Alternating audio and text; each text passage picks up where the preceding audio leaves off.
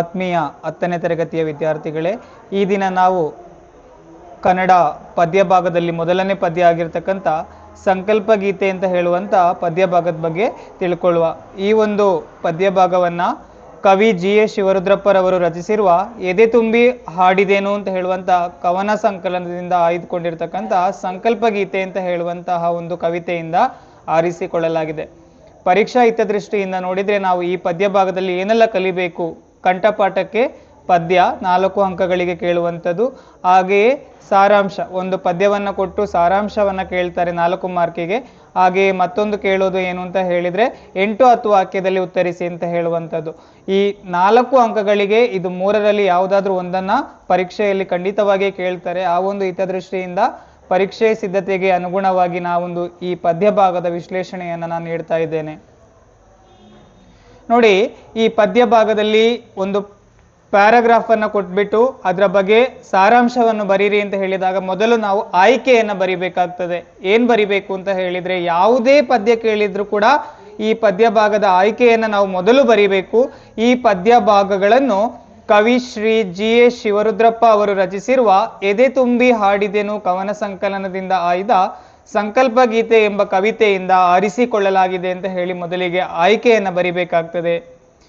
ಮೊದಲ ಪದ್ಯ, ಸುತ್ತಲೂ ಕವಿಯುವ ಕತ್ತಲೆ ಒಳಗೆ ಪ್ರೀತಿಯ ಹಣತೆಯ ಹಚ್ಚೋಣ, ಬಿರುಗಾಳಿಗೆ ಹೊಯ್ದಾಡುವ ಹಡಗನ್ನು ಎಚ್ಚರದಲ್ಲಿ ಮುನ್ನಡೆಸೋಣ ಅಂತ ಹೇಳಿದರೆ, ನಮ್ಮ ಸುತ್ತಲೂ ಹಬ್ಬಿರುವ ದ್ವೇಷದ ಕತ್ತಲೆಯನ್ನು ಕಳೆಯಲು, ನಮ್ಮ ಸುತ್ತಮುತ್ತಲು ದ್ವೇಷ ಅಂತ ಹೇಳುವಂಥ ಕತ್ತಲೆ ಇದೆ, ಆ ಕತ್ತಲೆಯನ್ನು ಕಳೆದು ಹಾಕಲು ನಾವು ಏನು ಮಾಡಬೇಕು ಅಂತ ಹೇಳಿದರೆ, ಪ್ರೀತಿಯ ದೀಪವನ್ನು ಹಚ್ಚುವ ಮೂಲಕ ದ್ವೇಷರಹಿತ ಸಮಾಜ ನಿರ್ಮಾಣ ಮಾಡುವ ಸಂಕಲ್ಪವನ್ನು ನಾವು ಮಾಡಬೇಕು ಅಂತ ಹೇಳೋದನ್ನು ಈ ಒಂದು ಪದ್ಯದ ಮೂಲಕ ಕವಿ ಹೇಳ್ತಾ ಇದ್ದಾರೆ.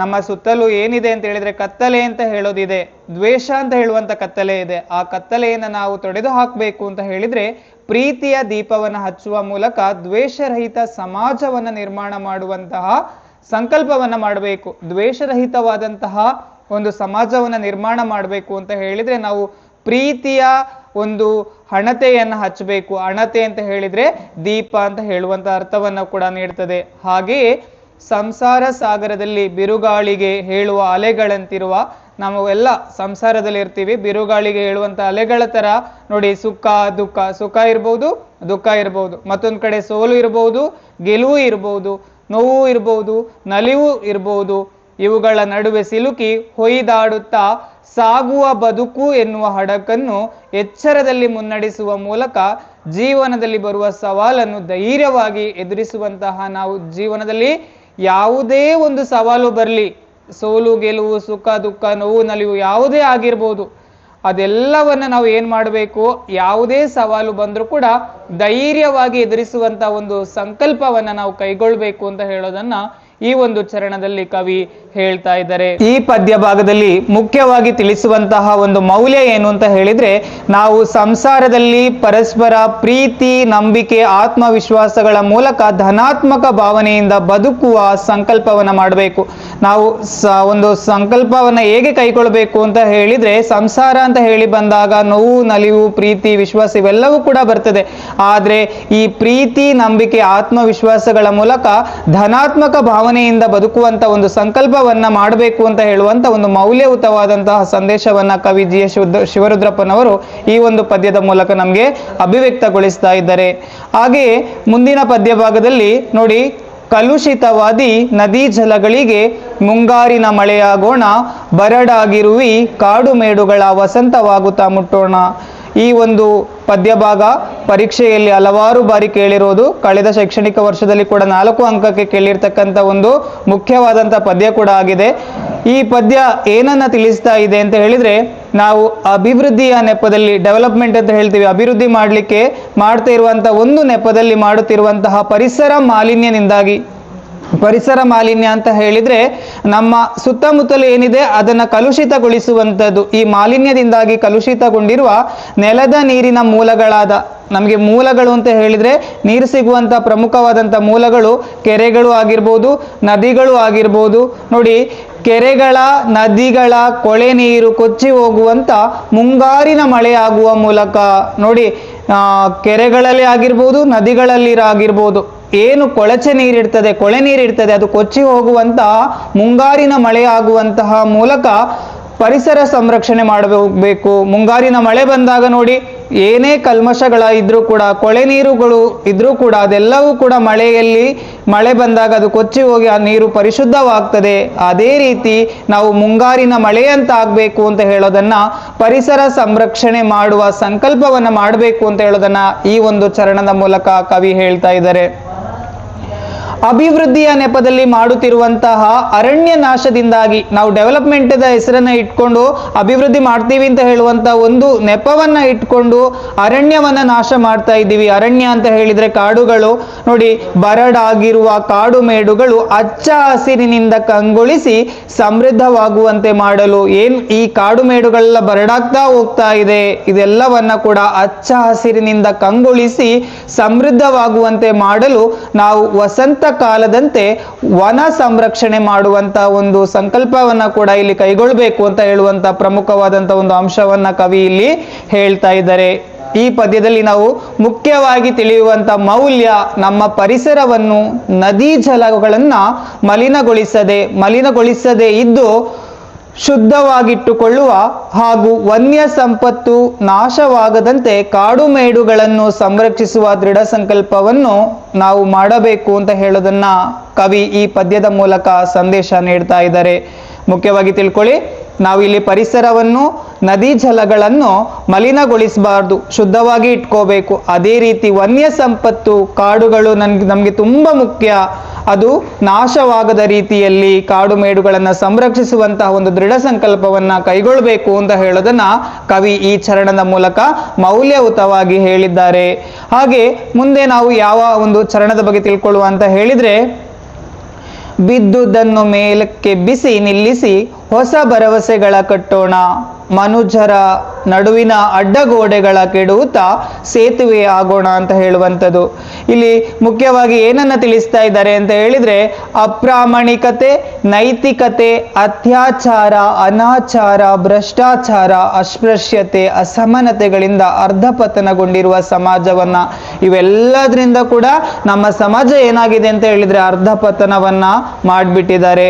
ಹೊಸ ಭರವಸೆಗಳನ್ನ ಮೂಡಿಸುವ ಮೂಲಕ ಮೇಲೆತ್ತುವಂತಹ ಸಂಕಲ್ಪವನ್ನ ನಾವು ಮಾಡೋಣ ಅಂತ ಹೇಳೋದನ್ನ ಕವಿ ಇಲ್ಲಿ ಹೇಳ್ತಾ ಇದ್ದಾರೆ. ಅದೇ ರೀತಿ ಜಾತಿ, ಮತ, ಧರ್ಮಗಳ ಹಾಗೂ ಭಾಷೆಗಳ ಭೇದ ಭಾವದಿಂದ, ಒಂದು ಜಾತಿ ಇಲ್ಲ, ಮತ ಇಲ್ಲ, ಧರ್ಮ ಇಲ್ಲ, ಬೇರೆ ಬೇರೆ ಭಾಷೆ, ಈ ರೀತಿಯ ಭೇದ ಭಾವದಿಂದ ಮನುಜರ ನಡುವೆ, ಮನುಜರು ಅಂತ ಹೇಳಿದ್ರೆ ಮನುಷ್ಯರ ನಡುವೆ ಉಂಟಾಗುವ ಅಸಮಾನತೆಯ ಅಡ್ಡಗೋಡೆಯನ್ನ ಕೆಡುವುದರ ಮೂಲಕ, ಈ ರೀತಿಯಿಂದಾಗಿ ಮನುಷ್ಯರ ನಡುವೆ ಅಡ್ಡಗೋಡೆ ಬೇರ್ಪಡ್ತಾ ಇದೆ. ಸೊ ಇದನ್ನ ಕೆಡುವುದರ ಮೂಲಕ, ಇದನ್ನು ಕೆಡವು ಹಾಕುವುದರ ಮೂಲಕ ಸರ್ವ ಸಮಾನತೆಯ ಮನೋಭಾವನೆಯನ್ನು ಮೂಡಿಸುವಂತಹ ಸೇತುವೆ ಆಗುವಂತಹ ಒಂದು ಸಂಕಲ್ಪವನ್ನ ನಾವು ಮಾಡೋಣ ಅಂತ ಹೇಳೋದನ್ನ ಕವಿ ಈ ಪದ್ಯದಲ್ಲಿ ಹೇಳ್ತಾ ಇದ್ದಾರೆ. ಈ ಪದ್ಯದಲ್ಲಿ ತಿಳಿಯುವಂತ ಮುಖ್ಯವಾದ ಮೌಲ್ಯ ಏನು ಅಂತ ಹೇಳಿದ್ರೆ, ನಾವೆಲ್ಲರೂ ಒಂದು, ನಮ್ಮ ನಡುವೆ ಯಾವುದೇ ರೀತಿಯ ಭೇದವಿಲ್ಲ ಎಂಬ ಹೊಸ ಭರವಸೆಯನ್ನ ಮೂಡಿಸುವ ಮೂಲಕ ಸರ್ವ ಸಮಾನತೆಯ ಸುಂದರ ಸಮಾಜವನ್ನ ನಿರ್ಮಾಣ ಮಾಡುವಂತ ಒಂದು ಸಂಕಲ್ಪವನ್ನ ನಾವು ಕೈಗೊಳ್ಬೇಕು. ನೋಡಿ, ಮುಖ್ಯವಾಗಿ ಕವಿ ಏನ್ ಹೇಳ್ತಿದ್ದಾರೆ, ನಾವೆಲ್ಲರೂ ಒಂದು, ನಮ್ಮ ನಡುವೆ ಯಾವ ರೀತಿಯ ಕೂಡ ಭೇದ ಭಾವ ಅಂತ ಹೇಳೋದು ಇಲ್ಲ. ಆ ರೀತಿಯ ಹೊಸ ಭರವಸೆಯನ್ನ ಮೂಡಿಸುವ ಮೂಲಕ ಸರ್ವ ಸಮಾನತೆಯ ಸುಂದರವಾದಂಥ ಒಂದು ಸಮಾಜವನ್ನ ನಿರ್ಮಾಣ ಮಾಡುವಂತ ಒಂದು ಸಂಕಲ್ಪವನ್ನ ನಾವು ಕೈಗೊಳ್ಳಬೇಕು ಅಂತ ಹೇಳಿ ತುಂಬಾ ಮೌಲ್ಯಯುತವಾದಂಥ ಒಂದು ಸಂದೇಶವನ್ನ ಕವಿ GS ಶಿವರುದ್ರಪ್ಪನವರು ಬಹಳ ಸ್ವಾರಸ್ಯಪೂರ್ಣವಾಗಿ ಈ ಪದ್ಯದ ಮೂಲಕ ವ್ಯಕ್ತಪಡಿಸಿದ್ದಾರೆ. ಹಾಗೆ ನೋಡಿ, ಮುಂದಿನ ಪದ್ಯ ಯಾವುದು ಅಂತ ಹೇಳಿದ್ರೆ, ಮತಗಳೆಲ್ಲವೂ ಪಥಗಳು ಎನ್ನುವ ಹೊಸ ಎಚ್ಚರದೊಳು ಬದುಕೋಣ, ಭಯ ಸಂಶಯಗಳು ಕಂದಿದ ಕಣ್ಣೊಳು ನಾಳಿನ ಕನಸನ್ನು ಬಿತ್ತೋಣ ಅಂತ ಹೇಳಿ ಈ ಪದ್ಯದ ಮೂಲಕ ಏನ್ ಸಾರಾಂಶವನ್ನ ಕವಿ ತಿಳಿಸ್ತಾ ಇದ್ದಾರೆ ಅಂತ ಹೇಳಿದ್ರೆ, ಪ್ರಪಂಚದಲ್ಲಿ ಹಿಂದೂ, ಬೌದ್ಧ, ಜೈನ್, ಸಿಖ್, ಪಾರ್ಸಿ, ಇಸ್ಲಾಂ, ಕ್ರೈಸ್ತ ಮೊದಲಾದ ಮತಗಳು ಸಕಲ ಜೀವರಾಶಿಗಳ ಬದುಕಿಗೆ ಸರಿದಾರಿ ತೋರುವಂತ ಶ್ರೇಷ್ಠ ಮಾರ್ಗಗಳಾಗಿವೆ. ಎಲ್ಲಾ ಮತಗಳ ಭೇದವನ್ನು ಮರೆತು, ಮತಗಳೆಲ್ಲ ಬೇರೆ ಬೇರೆ ಅಂತ ಹೇಳುವಂತ ಭೇದವನ್ನ ಮರೆತು ಧರ್ಮ ಸಾಮರಸ್ಯ ಎಂಬ ಹೊಸ ಎಚ್ಚರಿಕೆಯಿಂದ ಬದುಕುವಂತಹ ಒಂದು ಸಂಕಲ್ಪವನ್ನ ನಾವು ಕೈಗೊಳ್ಳಬೇಕು ಅಂತ ಹೇಳಿ ಪದ್ಯದ ಮೂಲಕ ಕವಿ ತಿಳಿಸ್ತಾ ಇದ್ದಾರೆ. ಹಾಗೆ ಈ ಪದ್ಯದಲ್ಲಿ ತಿಳಿಸುವಂತಹ ಮತ್ತೊಂದು ಮುಖ್ಯವಾದಂತಹ ಒಂದು ಅಂಶ ಏನು ಅಂತ ಹೇಳಿದ್ರೆ, ಇನ್ನೊಬ್ಬರನ್ನು ಭಯ ಸಂಶಯಗಳಿಂದ ನೋಡುತ್ತಾ ಸೊರಗಿರುವ ಕಣ್ಣುಗಳಲ್ಲಿ ಸುಖ ಸಮೃದ್ಧಿಯ ನಾಳಿನ ಸವಿಗನಸನ್ನ ಬಿತ್ತುವಂತಹ ಒಂದು ಸಂಕಲ್ಪವನ್ನ ಕೂಡ ನಾವು ಕೈಗೊಳ್ಳಬೇಕು ಅಂತ ಹೇಳೋದನ್ನ ಕವಿ ಇಲ್ಲಿ ಹೇಳ್ತಾ ಇದ್ದಾರೆ. ಮುಖ್ಯವಾಗಿ ಇಲ್ಲಿ ಹೇಳುವಂತ ಒಂದು ಮೌಲ್ಯ ಏನು? ಧರ್ಮ ಸಾಮರಸ್ಯದಿಂದ ಕೂಡಿದ ಶಾಂತಿ ಸಮೃದ್ಧವಾದ ಭಯ ಸಂಶಯ ರಹಿತ ಭವಿಷ್ಯದ ಸಮಾಜವನ್ನು ನಿರ್ಮಿಸುವ ಸಂಕಲ್ಪವನ್ನು ನಾವು ಮಾಡಬೇಕು ಅಂತ ಹೇಳುವಂತ ಒಂದು ಮೌಲ್ಯಯುತವಾದಂತ ಒಂದು ಸಂದೇಶವನ್ನ ಈ ಪದ್ಯದ ಮೂಲಕ ಕವಿ ನಮಗೆ ತಿಳಿಸ್ತಾ ಇದ್ದಾರೆ. ಈಗಾಗಲೇ ನಾವು ಈ ಪದ್ಯದಲ್ಲಿ ಬರುವಂತಹ ಪ್ರಮುಖವಾದಂತಹ ಅಂಶಗಳ ಬಗ್ಗೆ ತಿಳ್ಕೊಂಡಿದ್ದೀವಿ.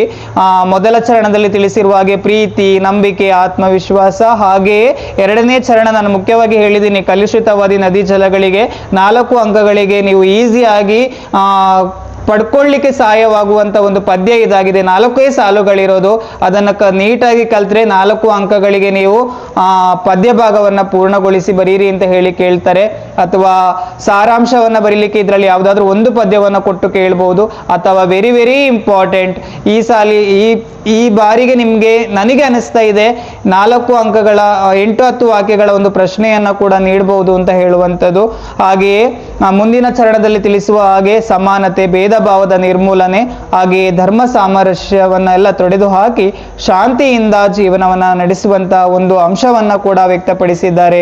ಹಾಗೆಯೇ ಮುಂದೆ ಏನು ಅಂತ ಹೇಳಿದ್ರೆ, ಈ ರೀತಿಯಾಗಿ ನಾವು ಉತ್ತಮವಾದಂಥ ಒಂದು ಸಮಾಜವನ್ನ ನಿರ್ಮಾಣ ಮಾಡಬೇಕು ಅಂತ ಹೇಳುವಂತ ಸಮಾನತೆ, ಧರ್ಮ ಸಾಮರಸ್ಯ, ಪ್ರೀತಿ, ನಂಬಿಕೆ, ಪರಸ್ಪರ ರಕ್ಷಣೆ ಅಂತ ಹೇಳುವಂತ ಅಂಶಗಳ ಮೂಲಕ ನಿಮಗೆ ಈ ಒಂದು ಸುಂದರವಾದಂತಹ ಪದ್ಯವನ್ನ ಕವಿ ಜಿ ಎಸ್ ಶಿವರುದ್ರಪ್ಪನವರು ತಿಳಿಸಿಕೊಟ್ಟಿದ್ದಾರೆ.